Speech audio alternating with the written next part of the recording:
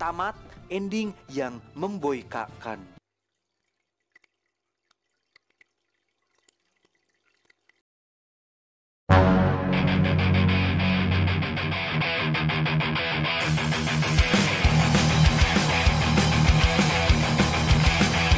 Halo Rebahaners, dimanapun kalian berada, bagaimana kabarnya? Gimana? Masih pakai wifi tetangga secara diam-diam dan terselubung? Aduh.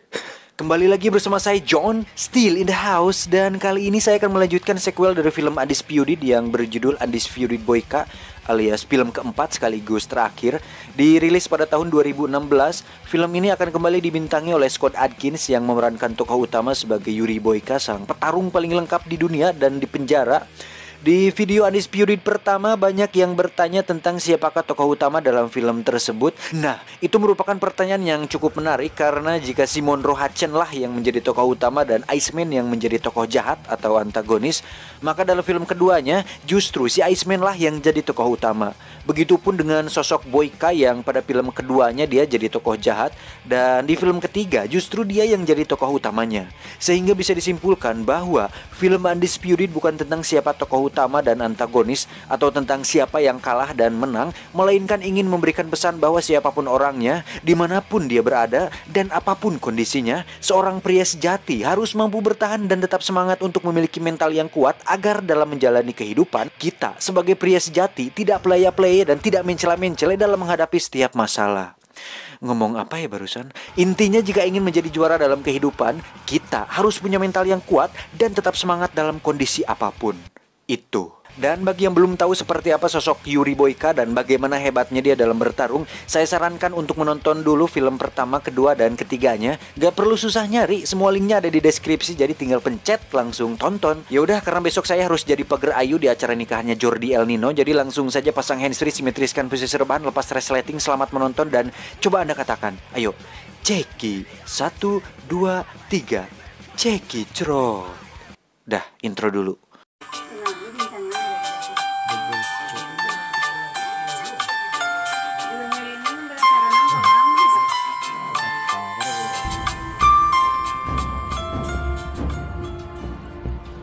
Diceritakan beberapa tahun setelah Yuri Boyka bebas dari penjara, dia pun menyumbangkan semua uang hasil kemenangan yang diberikan Gaga sang mafia kepada gereja setempat karena Boyka sendiri tidak memiliki keluarga dan dulur-dulur untuk diamplopi. It is hard to see what good you can do when you're surrounded by that.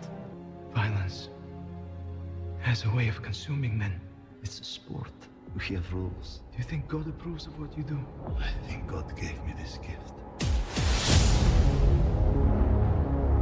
Tak hanya itu, Boyka pun menjalani karir sebagai petarung profesional di mana dirinya mengikuti berbagai ajang pertandingan bela diri seperti MMA dan tarung derajat, yang mana hal itu ternyata membuat Boyka bertanya-tanya kenapa Tuhan memberikannya anugerah ini. Tetapi setelah dia berpikir berulang kali, akhirnya dia mendapat jawaban bahwa mungkin saja Boyka ditakdirkan untuk menjadi seorang petarung sejati yang pernah ada dan akan menjadi seorang legenda. Dan inilah Undisputed Boyka.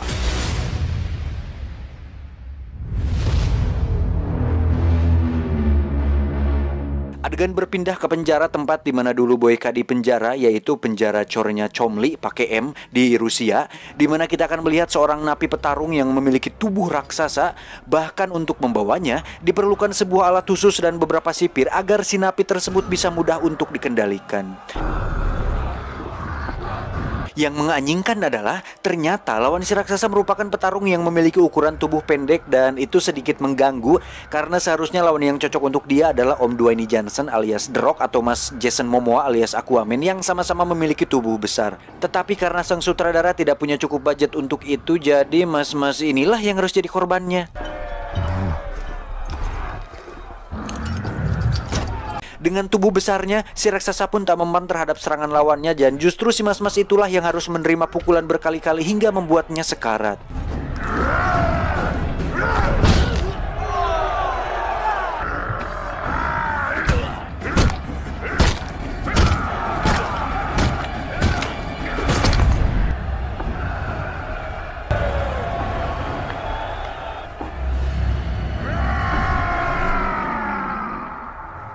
Di sisi lain, Boyka terlihat sedang bersiap-siap untuk bertanding dalam ajang legal dan profesional, di mana sang manajer memberitahukan bahwa lawannya kali ini merupakan petarung yang sama hebatnya dengan Boyka. Mendengar hal itu, tentu Boyka langsung nyerenteng dan mengatakan, "Dengarkan aku, tidak ada yang lebih hebat selain aku di dunia ini." Camkan itu. Saitama dari kejauhan be like, "Masa sih?"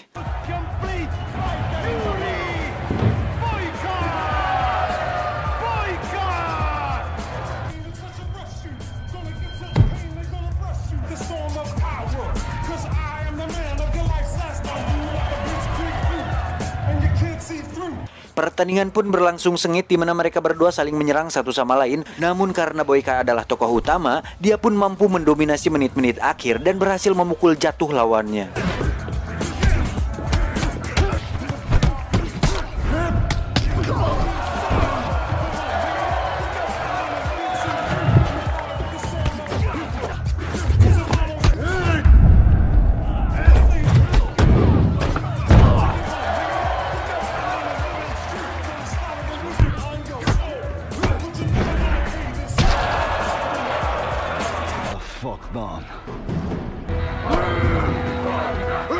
Tak diduga, sang lawan pun bangkit dan kembali menantang Boyka. Boyka yang dikit-dikit emosi dan dikit-dikit ngamuk pun dengan penuh amarah melayangkan rentetan pukulan biasa yang membuat si lawan tak sadarkan diri.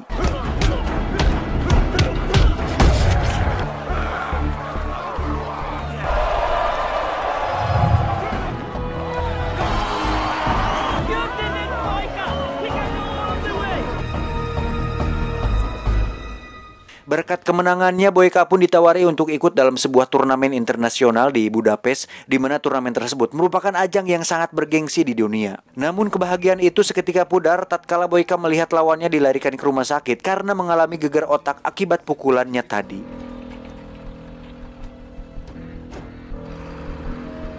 Do you think God approves of what you do? Dari situ Boyka pun terus dihantui mimpi buruk akan tragedi itu dan tidak bisa tidur nyenyak seperti biasanya. Dan yang paling naas adalah saat Boyka baru mengetahui bahwa lawannya semalam sudah meninggal akibat pendarahan di dalam otak. He's dead. Boyka pun meminta biodata lawannya kepada sang manajer lalu memutuskan untuk pergi menemui keluarganya dengan tujuan untuk meminta maaf langsung kepada mereka. Forget about him, Boyka. About his family, did he have a wife?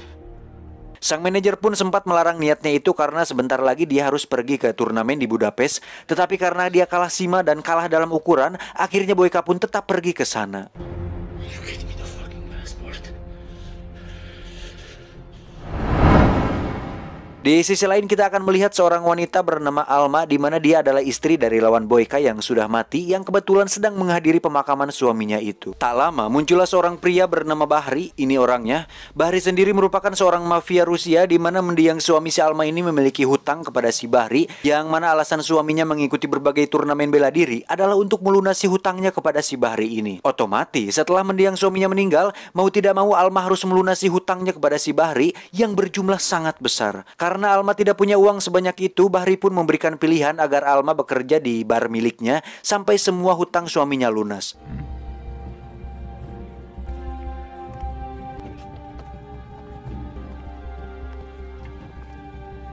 Sementara itu Boyka terlihat dalam perjalanan menuju ke Rusia untuk menemui Alma. Namun saat sampai di pos perbatasan, dia sempat tegang karena jika mereka mengetahui identitas aslinya, maka Boyka bisa langsung ditangkap dan dimasukkan ke penjara.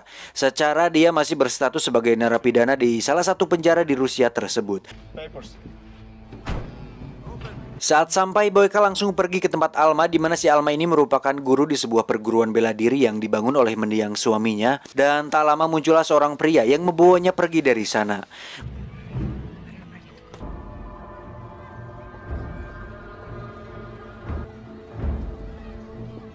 Boyka pun bertanya ke si mas-mas yang ada di sana kemana si Alma pergi dan tak butuh waktu lama, Boyka pun tiba di sebuah tempat semacam bar yang di sana diadakan semacam fight club ala-ala tarung derajat yang menampilkan dua petarung sedang bertanding di atas ring.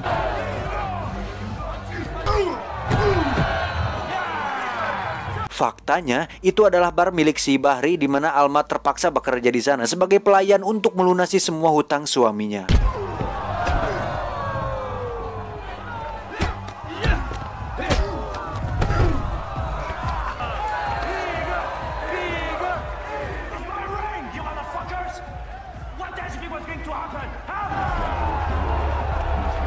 Saat Boyka mencoba berbicara kepada Alma, Bahri pun menyuruh ajudannya untuk memeriksa dan mengusirnya dari bar tersebut karena dianggap sudah mengganggu Alma yang sedang bekerja. Boyka yang memiliki emosi setara Dr. Banner tentu tidak begitu saja pergi dan tetap kekeh ingin berbicara dengan Alma. Look, I only need a few minutes. Fuck off! Hingga saat si ajudan menyuruh anak buahnya untuk melakukan kekerasan, disitulah dia melakukan kesalahan besar karena mereka tidak sepadan dengan Yuri Boyka sang legenda.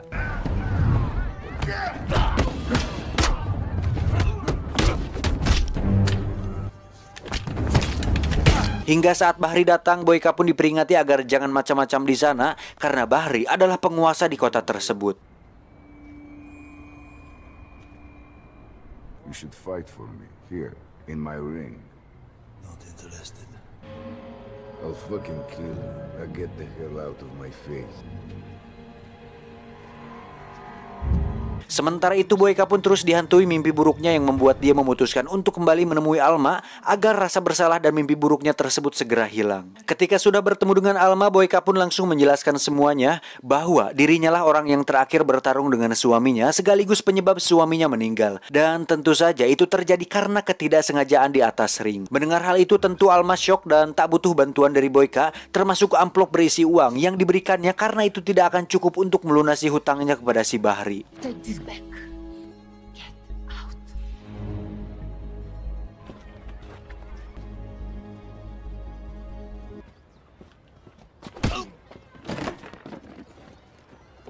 Untuk itu Boyka pun melakukan sesuatu yang tak terduga, yaitu menemui Bahri dan membuat kesepakatan dengannya, di mana dia akan menjadi petarungnya dan bertarung dalam 3 pertandingan dan meminta Bahri agar membersihkan semua hutang Alma. Tak banyak pikir, Bahri pun langsung menyetujuinya.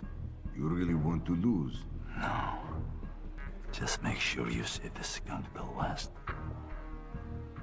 I'm going to fuck you up. Faktanya, si Bahri ini ternyata sudah mengetahui bahwa orang tersebut adalah sang legenda penjara, yaitu Yuri Boyka. What legend? Don't you know who Yuri Boyka is? Esoknya saat Boyka akan pergi latihan, datanglah Alma untuk memberitahunya bahwa Boyka tidak perlu melakukan itu untuk dirinya karena Alma masih bisa membereskan masalahnya sendiri. Tapi Boyka pun menjawab bahwa dia tidak melakukan itu untuk Alma, tetapi untuk dirinya sendiri agar rasa bersalah itu hilang dan membuktikan bahwa Boyka tulus meminta maaf dan bertanggung jawab atas kematian mendiang suaminya. I come here to save myself.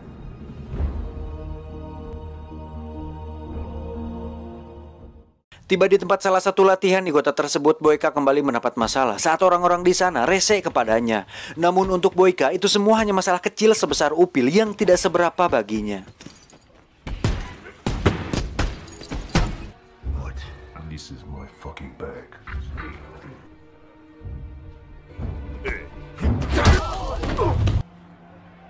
Tiba hari pertandingan pertama, Boyka pun harus melawan salah satu petarung kelas menengah, di mana Boyka menunjukkan kehebatannya di depan para penonton, termasuk Bahri yang menyaksikannya di lantai atas. Yuri Boyka! He's deadly. He's Boris Tarso!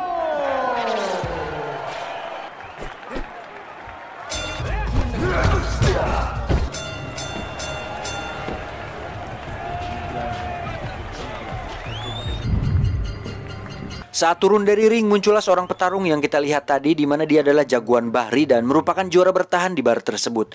Tapi bukan itu masalahnya, karena Boyka justru sedikit terganggu saat si jagoan tersebut berbicara tepat di depan wajahnya dan mengeluarkan sedikit aroma tidak sedap yang membuat Boyka enak mendengarnya. This is my ring. This is my ring. This is my ring. This is my ring. This is my ring. Here. Come with the community center tomorrow. You can use the one there. Esoknya Boyka pun pergi ke tempat latihan milik Alma dan mendiang suaminya, yang mana tempat latihan itulah penyebab mereka berhutang kepada Bahri karena dibangun dari uang hasil pinjaman milik Bahri. Let him work. It's okay, let them stay. Not bothering you, the training? No, I'm used to it.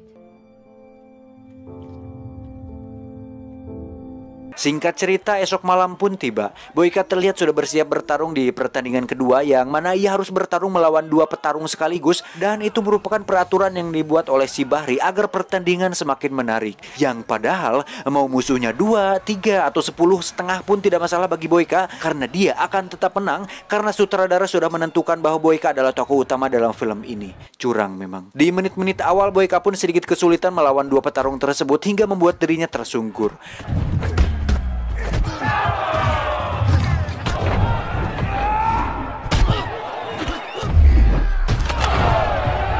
Tetapi saat melihat Alma yang terlihat cantik dengan pakaian yang belum selesai dijahit, Boyka pun kembali semangat dan langsung mengalahkan mereka berdua.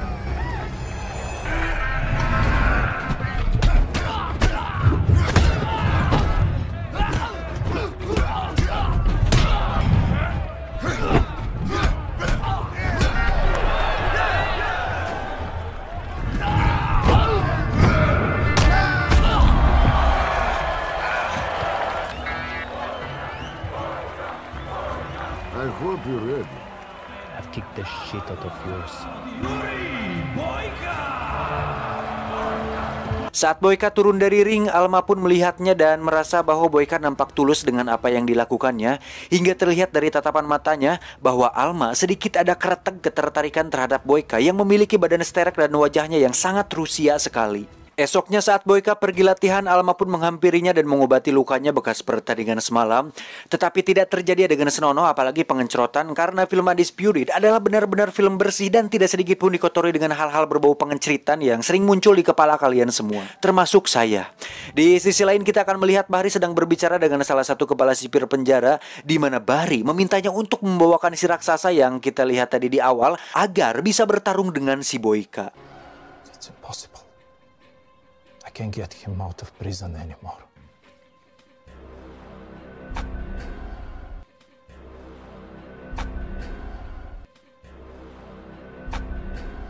Hingga saat pertandingan terakhir tiba, Boyka pun langsung naik ring dan akan bertarung dengan sang juara bertahan. Dan seperti biasa, di menit-menit awal Boyka selalu kesulitan melawan musuhnya hingga membuat cedera punggungnya semakin parah.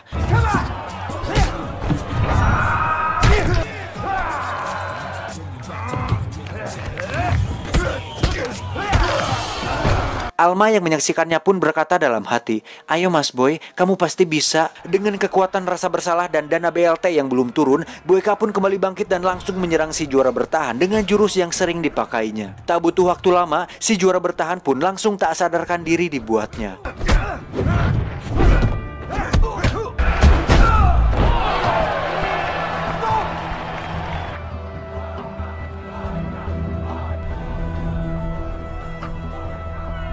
Merasa kesepakatan sudah selesai, Boyka pun turun dari ring dan berencana untuk segera pergi dari sana. Namun tak lama muncullah si Bahri yang mengatakan bahwa kesepakatan belum selesai dan Boyka masih memiliki satu pertarungan lagi melawan petarung raksasa bernama Kosmar, pakai S.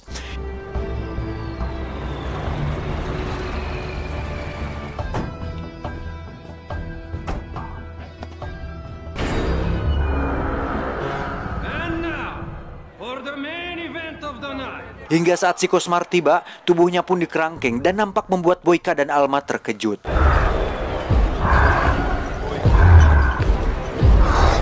Saat pertandingan dimulai, Boyka pun melayangkan pukulan dan tendangan beberapa kali, namun itu tak mempan terhadap Kosmar. Hingga Kosmar menggunakan jurus dengkul kopongnya, Boyka pun langsung tak sadarkan diri dibuatnya.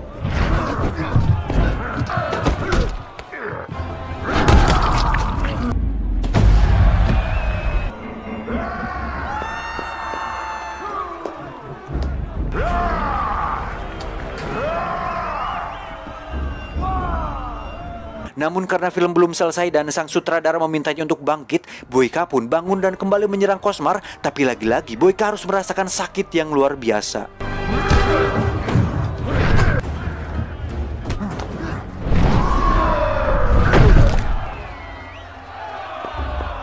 Setelah berkali-kali dilumpuhkan, akhirnya Boyka berinisiatif untuk melakukan kuncian kepada Kosmar dan tak diduga strategi itu berhasil hingga membuat si Kosmar terlempar keluar dari arena.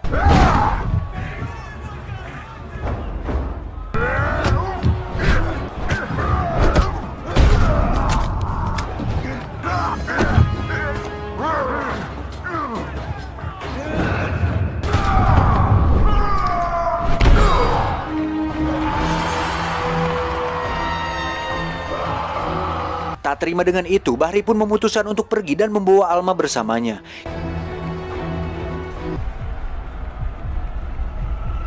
Hingga saat Boyka menyadarinya, dia langsung dipukuli oleh anak buah si Bahri. Dari situ terjadi pertarungan dan sedikit tembak-tembakan di mana semua anak buah Bahri akhirnya bisa dilumpuhkan oleh Boyka seorang.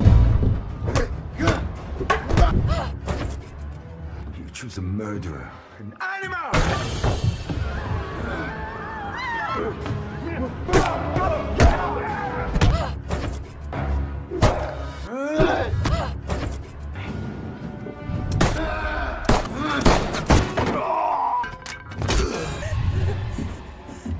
Selesai dengan itu, Boyka langsung menghampiri si Bahri yang tengah menyandera Alma. Dan ini nih ribetnya kalau melibatkan wanita dalam film action. Jadi susah anjir gitu. Kalau bahasa gaulnya tuh jadi ngakagokan gitu. Apa ya? Namun saat Alma menggigit Bahri, Boyka langsung menerjangnya dan mencekik si Bahri hingga tewas saat itu juga. Tak lama muncullah polisi untuk menangkapnya dan memasukkannya ke dalam penjara. Dan Anda tahu ke penjara mana dia dijebloskan? Yap, ke penjara Chorey Cholmy, penjara tempat dia berasalnya dulu. Beberapa hari setelah itu terlihat Alma menjenguknya untuk menyampaikan terima kasih karena telah mengembalikan martabat dan kehidupannya.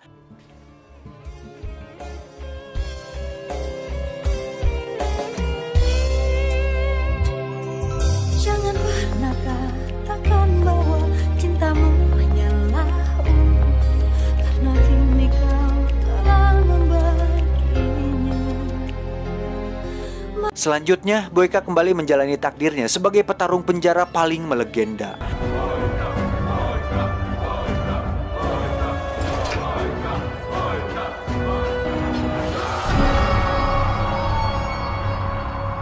Tamat, ending yang membahrikan.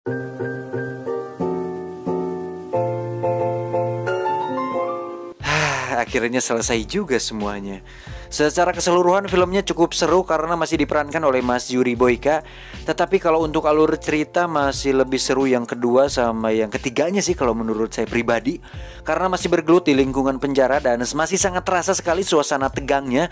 Kalau di film terakhir ini agak kurang sih kalau menurut saya. Selain musuhnya yang terbilang tanggung, terus emosinya juga tidak sedibuat emosi sequel sebelumnya. Juga melibatkan wanita di dalamnya yang membuat sisi keras Boyka jadi agak redup gitu. Jadi agak bucin si Boykanya. Bucin anjir. Tapi secara keseluruhan tetap seru dan masih bisa diikuti walaupun faktanya petarung terkuat dalam Undisputed Universe masih dipegang oleh si Monroe di film pertama. Karena kan si Boyka ini kalah dari Iceman. Nah, si Iceman sendiri kalah dari Monroe. Otomatis sebenarnya juara legenda penjara yang sebenarnya adalah si Monroe. Cuman karena si Monroe ini memilih untuk melanjutkan karirnya sebagai pembasmi vampir di film Blade, jadi ya Mas Boy yang jadi legendanya. Tetapi setelah saya menonton semua film Undisputed, entah kenapa adrenalin saya semakin terpacu dan jiwa-jiwa baku hantam saya tiba-tiba jadi naik, serasa ingin kembali berhutang ke warung Teh Yuli dan mengacak-acak kartu remi orang yang lagi main cekihan. Ya udah, hanya itu yang bisa saya sampaikan. Intinya jangan pernah menyerah dengan keadaan karena sama seperti Boyka, Iceman dan Monroe, untuk bertahan dibutuhkan perjuangan dan proses membiasakan diri agar mental Anda semakin kuat dan siap menyongsong kesuksesan.